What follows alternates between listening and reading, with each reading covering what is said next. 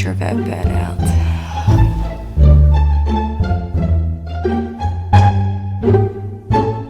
Hey! In today's video, we are talking about introvert burnout again, what it looks like, the warning signs, and what to do when or if it hits you. Like it did for me!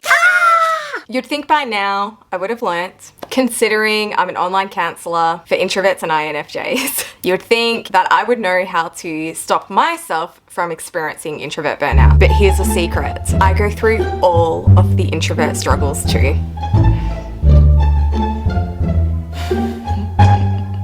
Okay, so this week I had a complete introvert burnout. Like, I'm talking the full-on burnout crash. And I'm going to share with you the warning signs that I ignored, what happened when the burnout actually took place, and what I've been doing to recover from this. And I'm sharing this in hopes that you can learn from my mistakes and prevent yourself from experiencing your own introvert burnout. I went through a period recently where I was doing a lot of socializing. I had a lot of projects on the go, and I've been working really, really hard on my business. I was saying yes to a lot of social engagements, not because I felt obliged to, like I actually genuinely wanted to do it because I love my friends, I love socializing, it's who I am. However, I didn't have my usual self-care, me time routines that I would normally have to help me get through a period like this. And because I didn't have my usual self-care routines, I completely crashed. And I'm going to talk about that later on in this video. While I was busy doing life, basically being an introvert, thinking that I was an extrovert, I was starting to feel all of the warning signs that I was approaching a burnout. I was seeing them enough that I even made a couple of reels about it.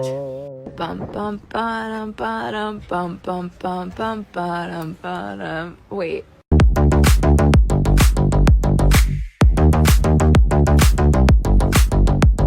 But even then, it was still not enough for me to pay attention to them and to just stop.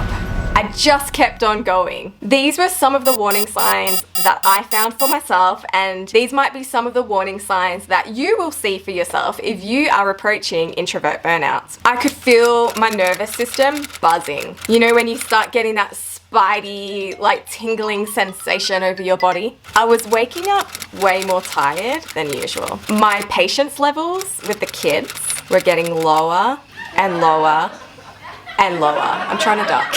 As I was driving around to my appointments and all of the kids' activities, I noticed that my breathing was more shallow.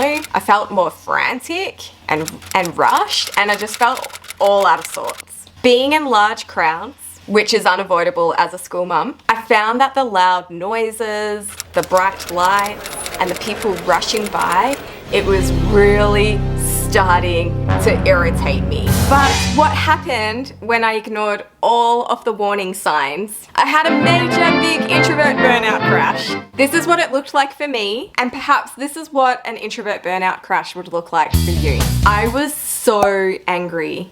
It's my go-to extreme emotion, and everything really started to piss me off. I was not a mum that I was proud of, which then caused this cycle of depression, shame, and serious self-doubt. Talking about self-doubt, I began to question everything. My purpose in life, this business, the direction of my business, if I was good enough to see my dreams successful. It was awful. This is not who I am. I am someone who normally believes in everything that I am doing and so passionate and have so much energy to put towards my business. I had uncontrollable moments of crying, and of course, I just felt absolute exhaustion. Where the heck did I go wrong? Where the heck have you gone wrong? I say that with love. For me, it was a change in my usual routine.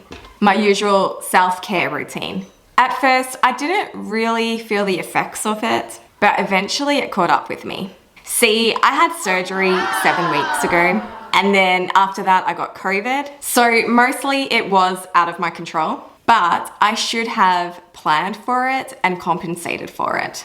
My routine would usually look like going to the gym during my kids' bedtime.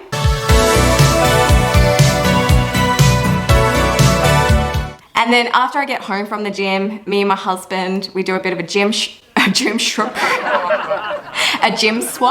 And during that time, I then spend a lot of time in journaling, meditation, listening to music, pulling out cards, just getting lost in my thoughts and dreaming for my life and dreaming for where I see Paper Crane of Hope heading. But none of that happened.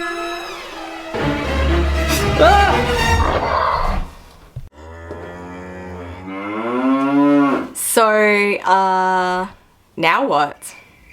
I reached introvert burnout, and perhaps you're watching this because you're currently going through introvert burnout. It's in this time that we need to calm our nervous system down and get it back to its normal regulation. This is what I've done. I saw my osteopath for a treatment to help release the tension and the stress that had been building up in my body. I folded this paper crane, which I'll be leaving somewhere in the community and posting it on my Instagram. I find folding the paper crane helps me to come back into my body and being mindful of the now and being present in the now. I've been stretching to release the tension. I've been focusing on my breath to make sure that I'm taking deep breaths and not shallow breaths. I am trying to say no to socializing. And finally, now that I have my surgeon's approval, I'm getting back into my regular gym routine, coming home, meditating, journaling, which is what really does fill up my cup. I find that going to the gym and having a good sweat session just feels so amazing and helps me to be in my healthiest, calmest state.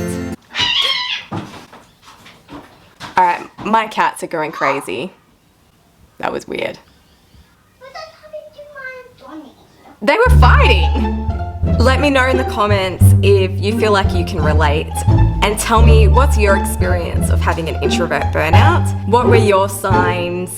What did it look like for you and how did you overcome it? Don't forget to like and subscribe to my channel. Book a free 15-minute inquiry call to see if I'm the right counsellor for you. And don't forget to watch my other videos on this channel. Bye! Bye bye bye bye bye bye bye bye bye bye bye bye bye.